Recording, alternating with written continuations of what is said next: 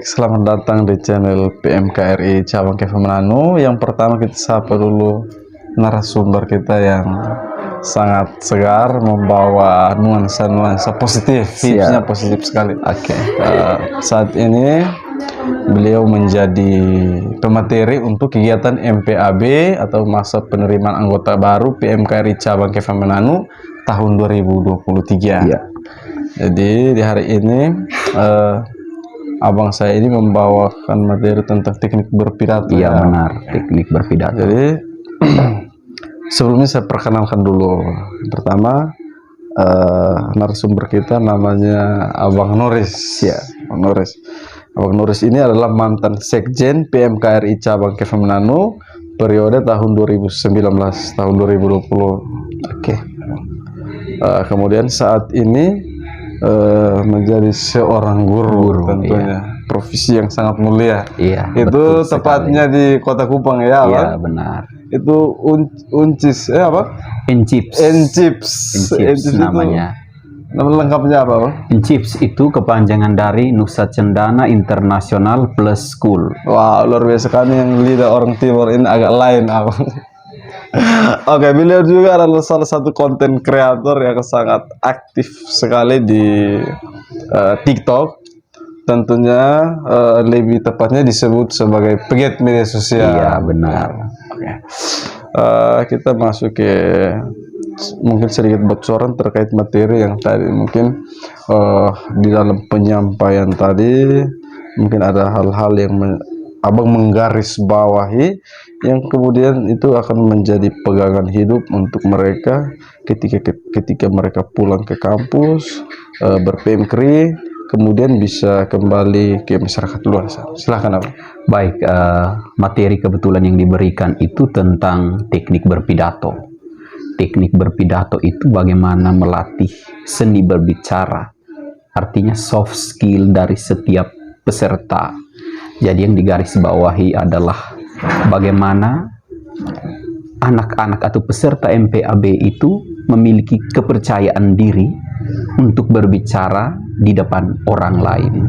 Minimal adalah dia memiliki kepercayaan diri, sehingga kemudian teknik-teknik yang lain itu akan berkembang dengan sendirinya. Tetapi yang saya berikan tadi adalah bagaimana tips untuk mereka bisa mengembangkan tingkat kepercayaan diri mereka yang setara dengan apa yang mereka pikirkan, sehingga itu kemudian bisa menarasikan sesuatu di depan umum atau publik, mengingat bahwa mereka semua itu adalah latar belakang sebagai seorang mahasiswa.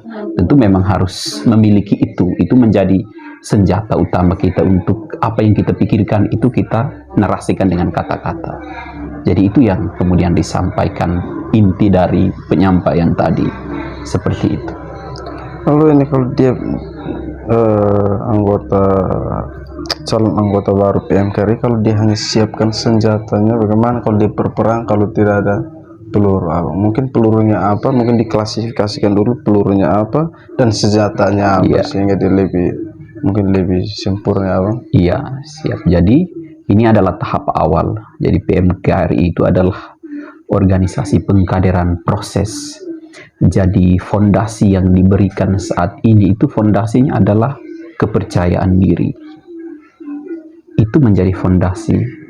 Pelurunya adalah literasi, artinya sambil saya berikan motivasi kepada mereka, orang yang berbicara bagus itu orang yang memiliki literasi yang cukup. Nah, literasi itu dari mana orang bisa memperoleh itu adalah dengan membaca, berdiskusi. Artinya memilih masuk ke PMKRI itu salah satu langkah untuk kemudian bisa mengembangkan diri di bidang literasi dengan berbagi lintas prodi. Itu juga kan bagian dari memperkaya perbendaharaan diksi, perbendaharaan pengetahuan tentang segala macam yang terkait dengan aspek kehidupan. Jadi literasi itu menjadi senjata untuk kemudian kita bisa memiliki kemampuan public speaking yang baik.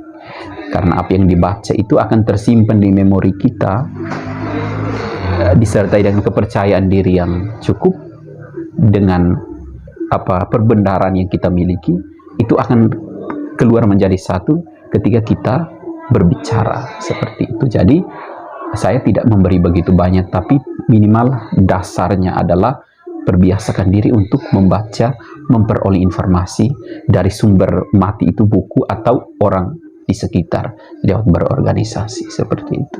Kalau abang kita berbicara literasi, tentunya hal ini menjadi tantangan yang sangat luar biasa, karena sesuai survei itu Indonesia ini di wilayah Asia dia di urutan, kalau saya tidak salah, urutan kedua dari belakang. Artinya untuk mensiasati hal itu, mungkin tips-tips abang bisa memberikan tips untuk membaca buku atau membaca apalah untuk meningkatkan literasi.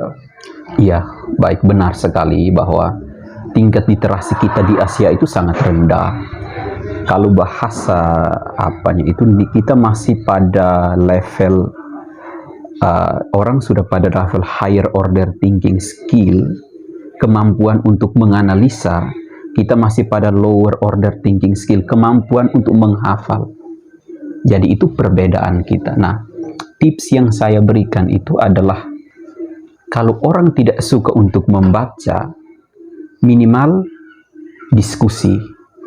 Diskusi itu yang berkualitas adalah bahwa masuk dalam organisasi, bertemu dengan teman-teman yang sefrekuensi, membagi informasi satu sama lain.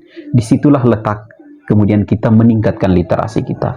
Atau sekarang bahwa kita berada pada revolusi 4.0, di mana digitalisasi itu sangat penting mempengaruhi pola pikir, karakter.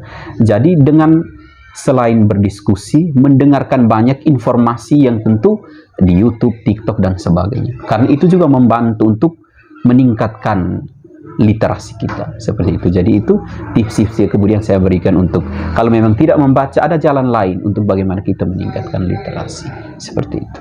Luar biasa ya, pencerahan yang sangat luar biasa, motivasi yang sangat luar biasa tentang literasi dan meningkatkan kapasitas di bagian mental ya. Iya, benar. Mungkin ada hal-hal yang lebih spesifik lagi tentang materi yang tadi, mungkin ditinjau dari perspektif lain lagi, mungkin manfaatnya apa? Ya, manfaat dari bagaimana public speaking ini saya melihat ke depan tentang kita mempersiapkan generasi muda.